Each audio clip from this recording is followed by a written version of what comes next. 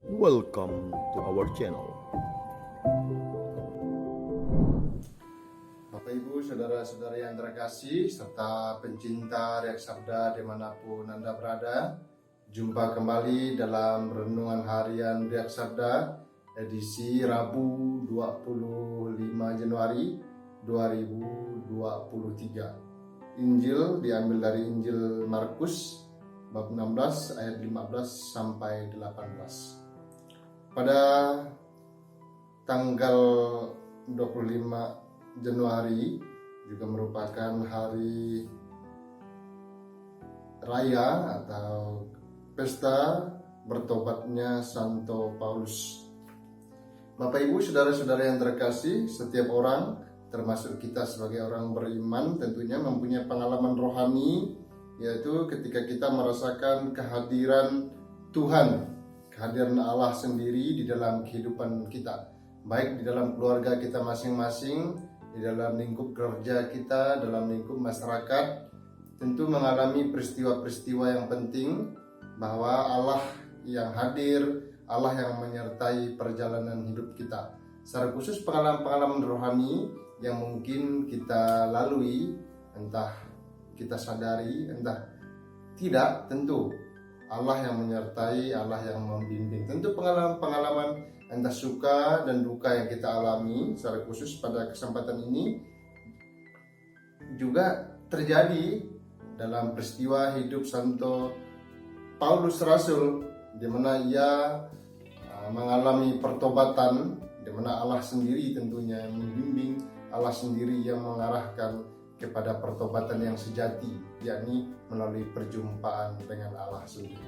Bapak Ibu, saudara-saudari yang terkasih, semoga pengalaman hidup, pengalaman rohani Santo Paulus juga memberikan kita sebagai orang beriman untuk mengalami peristiwa dan pengalaman hidup kita, untuk senantiasa melakukan pertobatan di dalam diri kita.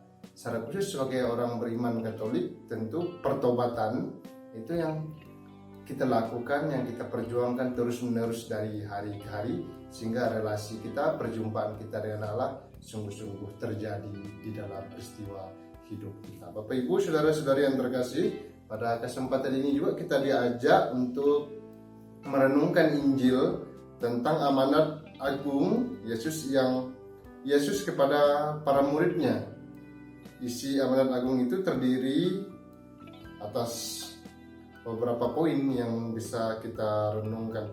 Pertama, perintah untuk mewartakan Injil, lalu saran supaya jangan memaksa orang untuk dibaptis kalau memang tidak percaya. Lalu yang ketiga, janji Tuhan bagi orang percaya akan diselamatkan dan mengalami mujizat.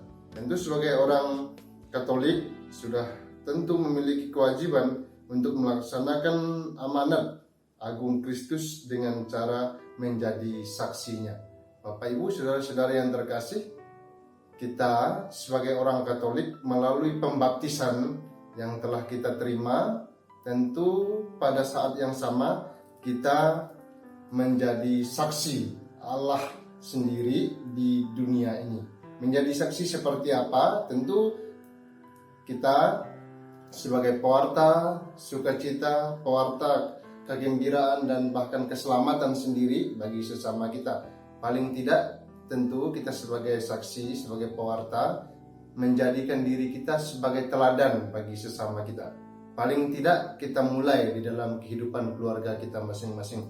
Kita menjadi teladan bagi anak-anak, menjadi teladan bagi suami istri di dalam kehidupan keluarga, dengan dasar dalam keluarga ini sehingga kita menjadi saksi yang mampu keluar dari kelompok kecil yang disebut keluarga ini untuk pada kelompok yang lebih besar lagi, baik dalam kehidupan gereja maupun dalam kehidupan masyarakat. Bapak Ibu, saudara-saudari yang terkasih, melalui pembaptisan tentu kita menjadi saksi, menjadi anak Allah sendiri di dalam kehidupan kita. Secara khusus kita yang tinggal di dunia ini, kita diajak untuk senantiasa mewartakan kejujuran, keadilan, kesejahteraan, kedamaian, bahkan keselamatan itu sendiri di dalam kehidupan kita di dunia ini. Bapak Ibu, saudara-saudara yang terkasih, semoga melalui pesta bertobatnya Santo Paulus juga menjadi harapan dan juga gambaran serta teladan bagi kita untuk senantiasa bertobat, untuk senantiasa memperbaharui hidup kita di dalam perjumpaan kita dengan Allah, dengan Kristus sendiri, dan juga melalui bacaan Injil yang kita renungkan pada kesempatan ini juga mengajak kita untuk senantiasa menyadari siapa kita sebagai orang beriman Katolik yang percaya kepada Kristus. Tentu tidak hanya percaya, tetapi bagaimana kepercayaan kita wartakan di dalam tindakan kita, di dalam segala sesuatu yang kita lakukan selama di dunia ini. Semoga Tuhan Yesus memberkati kita.